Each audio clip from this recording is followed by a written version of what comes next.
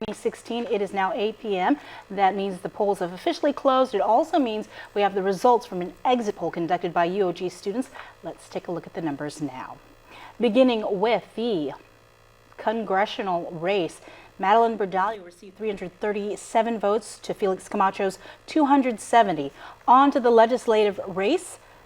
The top vote getter, according to the UOG exit poll, Frank Uggan Jr., followed by Attorney Teresa Terlahi. Number 3, incumbent Tom Atta. 4, incumbent Michaelson Nicholas. Number 5, James Espaldon. Number 6, Speaker Judy Wanpat. Number 7, another incumbent, Narissa Underwood. Number 8, Frank Bloss Jr. Number 9, Tina Munya Barnes. Number 10, Dennis Rodriguez Jr. Number 11, a newcomer, Talina Nelson. At number 12, Vice Speaker BJ Cruz. 13, incumbent Mary Torres. 14, Tommy Morrison. And at number 15, another newcomer, Republican Will Castro. At the number 16 spot in the UOG poll, Luis Muñoz. 17, incumbent Roy Respicio. 18, former Senator Chris Duenas. Number 19, Regine Bisco-Lee. 20, Josen Augustine. At 21, Fernando Esteves. Number 22, Eric Palacios. 23, Amanda Bloss. 24, incumbent Brant McCready. Number 25, incumbent Tony Atta. 26, Ben Servino. 27, Fred Berdalio. 28, Jose San Augustine. 29, Jermaine Alerta. And at number 30, AJ Balahaja. And finally, in the race for public auditor, here are your numbers there in the UOG exit poll. It is Doris Flores Brooks, 372, to Doreen Crisostomo, 213. Well, it takes a lot of hard work to pull off something like this, and dedicated students.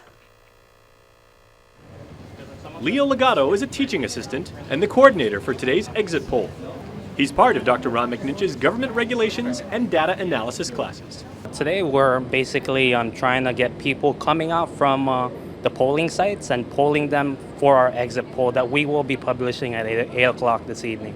Sophomore and group leader Angelica Kimbao was also one of the students who helped conduct today's exit poll. So far it has been good. It's been really steady. We've been standing here since 9:30. Around that time, we have gotten some people where they don't want to take it at all, which is totally fine. But it's just exciting to see if the votes that we do gather, that they're going to be on the actual results. It's going to be really exciting to see if they actually match. According to Legato, 7 groups were sent around to various precincts.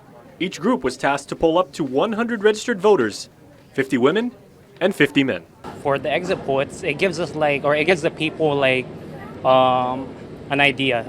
For our primary, we came pretty close to the official results, so it kind of gives them an idea of who has the upper hand, who's winning so far, and so forth.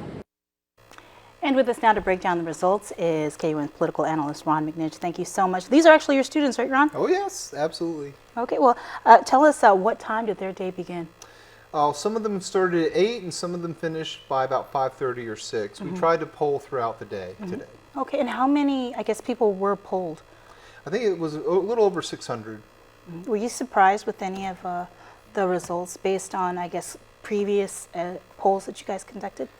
Yes and no. I think that in general with exit polls, the last 5 slots 11 through 15, they can move around a little bit. And sometimes you can never tell, where the results exactly are. And so we're going to be watching that closely throughout the night. And so I think the only sure bets here are the head-to-head races. I believe that Madeline Berdalio, there's no question, I think that she probably won by about 55 to 45% versus former Governor Camacho. I think that Doris Brooks also was reelected as public auditor. I think those are pretty solid results. But the last 5 in the exit poll, because of we were trying to place 15 people, and it's hard to tell because some people bullet vote, and when they bullet vote on the exit poll, it throws the results off a little bit. That means they'll only pick 1 or 2 people rather than 10 or 11 people. And so it can throw the results off a little bit. Because if they only pick 1 or 2 instead of the whole 15, that means that has an effect on the voting also, but it especially has an effect on the poll.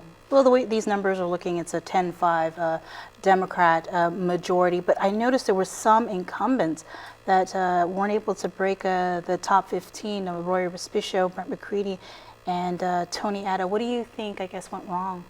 Well, I think that Respicio is still in the competitive zone. I think that he could, I mean, there's a very, very narrow number, less than 30 on the exit poll, so that's within 5%.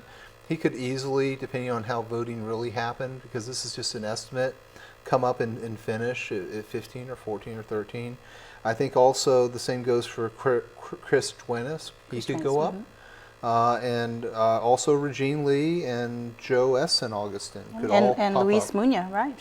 Sure, Luis Muñoz also, number 16. She could pop up too. And so I'm kind of, I don't believe in the, this is the absolute kind of results. If you look, these margins are so thin, very, very thin in the last 5, that anything can happen. But I'm pretty confident that the top 10, with number 10 being Dennis Rodriguez, all the way up to Frank Uggan, who was number 1. I think I'm pretty confident in those results. I think Therese Trelaje was elected for the first time. Yep. She's the only newcomer in that group. I think that the Democrats were very, very strong in the top 10. That's also very apparent from this. And, I think that exit polls really give us something to start thinking about, because if this poll is right, if this is the top 15, it's going to be a very different legislature in the next 2 years. Very interesting legislature. Well, thank you so much. We'll be looking forward to more of your perspective tonight during our election coverage, which, by the way, starts off at 10 o'clock. We'll also have live streams from the different party headquarters, as well as from UOG Election Central, so you'll want to make sure to stay tuned to our Facebook page. We'll see you at 10. Thanks for watching.